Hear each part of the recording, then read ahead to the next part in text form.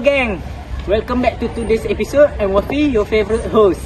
Today we are going to talk about consumer behaviour, economic distribution, theoretical analysis and policy implication in Malaysia in our podcast. Let's me review my members. Hi, Assalamualaikum. My name is Muhammad Fakhruzi bin Muhammad Daud. I will discuss about theory of consumer behaviour. Hi, what's up gang? My name is Muhammad Behaviour and I will talk about the theory of economic distribution. Hello, my name is Emma Shafi'i and my part will be policy recommendation in Malaysia. Hi guys, my name is Faris Rizki. You can call me Iki.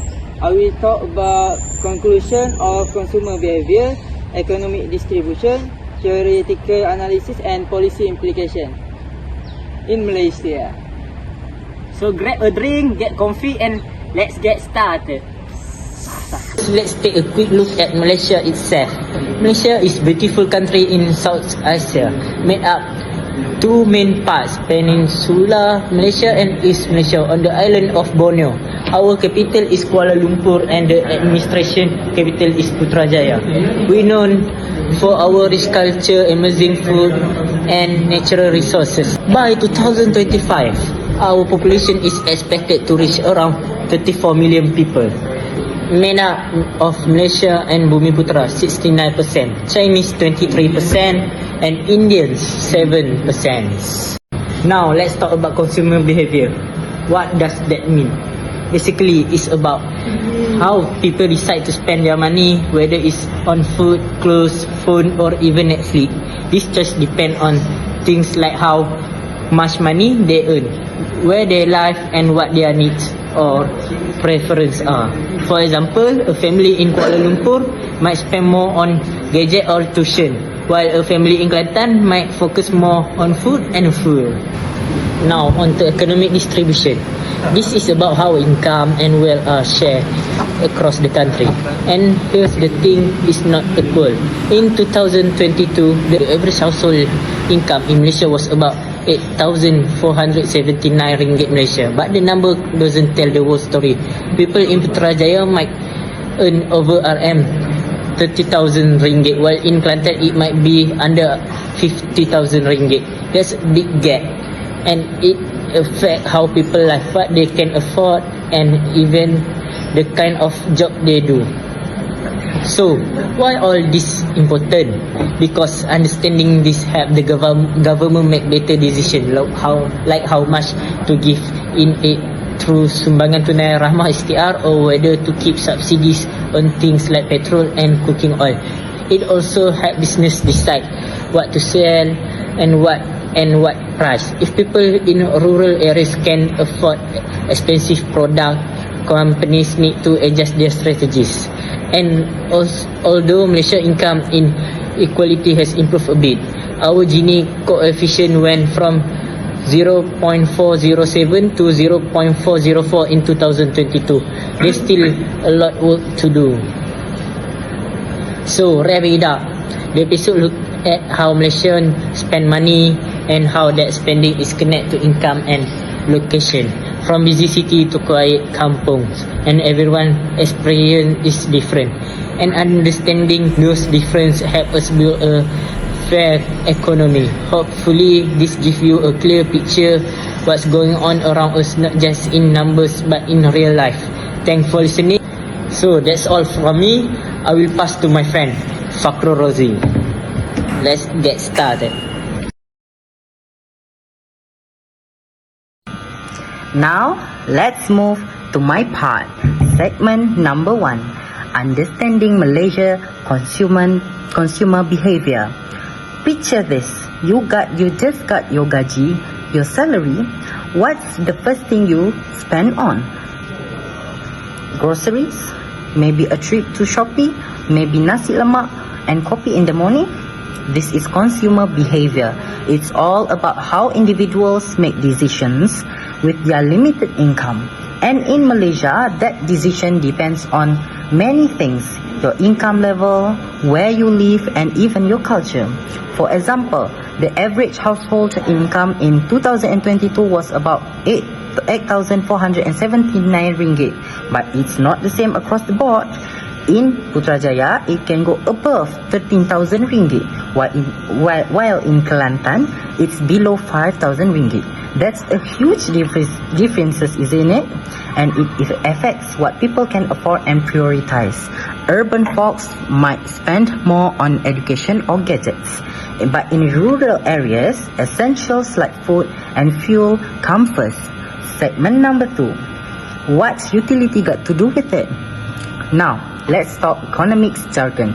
But don't worry, I will keep it simple. There are two key ideas, total utility and marginal utility. First, total utility is the total satisfaction you get from consuming something. Let's say nasi lemak. But marginal utility, that's the extra satisfaction you get from each additional plate of nasi lemak. The first plate, sedap gila. The second, still okay. The fifth, you are already full. That's called the law of diminishing marginal utility.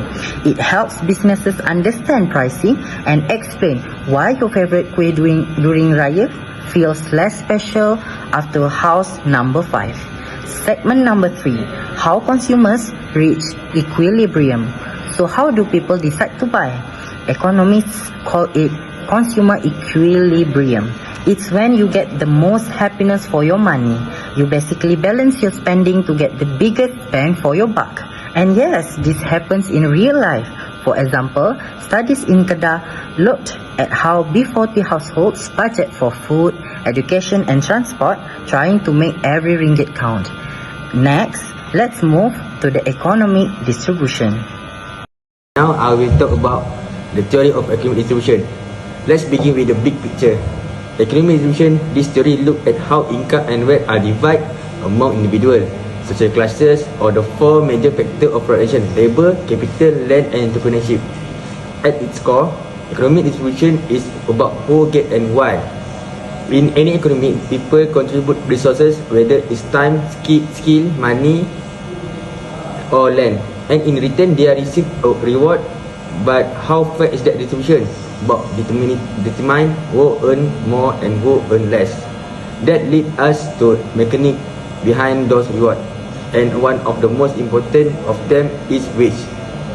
Okay, wage distribution in perfect competitive market. Imagine where employer and worker is a price taker with no control over wage. That's the idea behind perfect competition in the labor market. In this ideal market, which are set by supply and demand. On demand side, firm need workers to produce goods and service. How many workers they hire depend on how productive they are and how much consumers want their product. On supply side, workers decide how much labor to offer based on the wage rate. Naturally, as wage rise, more people are willing to work. The equilibrium wage is the point where quantity of labor and demand equal. The quantity supply, no employment, no shortage, just balance. But reality is more complex. Take Malaysia minimum wage law as an example.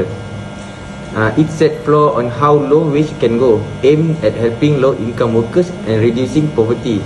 Sound great, right? But if the minimum wage is set too high, it can cause employment, as some firms may not be able to afford the extra cost of hiring. Okay, segment 3, I will talk about reward to factor of production. Now let's zoom out. We talk about labor, but there are 4 main factors of production and each get its own reward. Land, rent. The classic Ricardian theory said rent come from the use of fertile land, but the modern view is all about scarcity. Rent is paid because land and other resources are limited. If demand exceeds supply, rent rise. Labor earn wage, as we just explored. Capital earn interest. Think of interest as the price paid for using someone else's money. It's crucial in capital market. High interest rate encourage saving, while low rates promote borrowing and investment. Central bank use interest as a tool to manage inflation and stabilize the economy. Okay, entrepreneurship earn profit. There normal profit and economic profit. In normal profit side, just enough to keep entrepreneur in business, covering all opportunity costs. Then their economic profit, which is the extra reward for efficiency, innovation or taking on risk. Each of these rewards help motivate individual and businessmen to contribute to the economy, ensuring the resources are used when they are the most value. In conclusion, what did we learn today? Wage in perfect competition are set by market force. But real world policy and productivity shift their balance. And each factor, productive, land, labour, capital, entrepreneurship, get its own unique reward, keeping the economy running smoothly. That's a wrap of this theory. I'm Shafi, and I'm thrilled to share some exciting ways Malaysia can boost our fair wage, available living, and consumer power. Let's turn this economic idea into a win for everyday Malaysian. Here's how. First up are ways that actually work for people. Imagine if every time price rose, our paycheck grows too. That's what we need. By linking minimum wage increase to real cost of living, data and rewarding skills training like our awesome progressive wage policy pilot, we can create jobs that truly support families. Next is housing happiness. Kuala Lumpur skyline is stunning, but everyone deserves a home that they can afford. Smart rent control plus more projects like Rumah Selangorku, where the price are 20 to 50 lower. It could be a game changer. So let's build community, not just a buildings. Here's the fun part. Sharing success. When industry like palm oil boom, why not spread that wealth? Windfall taxes could fund schools or healthcare, while programs like Tepun National help regional entrepreneurs shine. More winners equals to stronger economics. And for daily life, let's turbocharge consumer protection. Keep those fuel and rice subsidies, but deliver them smarter through direct cash aid. Plus, let's get tough on price grocers because nobody should overpay for basic. The best news, we already saying this idea work in part of Malaysia. Now let's take them nationwide together. We can build an economy where everyone thrives.